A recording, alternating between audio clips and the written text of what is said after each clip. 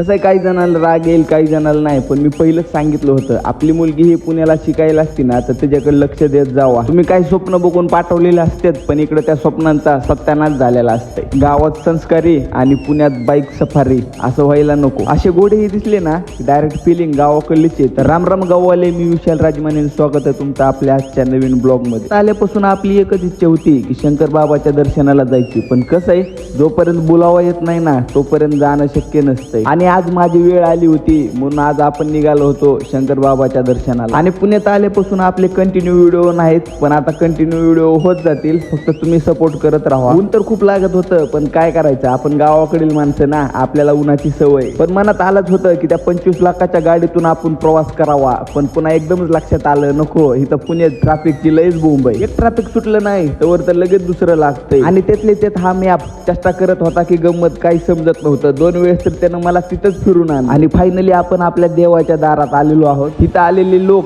परत जाताना कधीच निराश होऊन जात नाही. शॉर्टकट ही तिथं भरपूर होता डायरेक्ट दर्शनासाठी, पण आपण शॉर्टकट घेत नाही, तुम्हाला पण माहिती आहे ना. मग आपण आलो रांगेत लागल्यावर मनात इतकी उत्सुकता होती ना की मी तुम्हाला शब्दात पण सांगू शकत नाही. आणि फायनली मी माझ्या देवाला बघितलं. मेरा नाम है शंकर.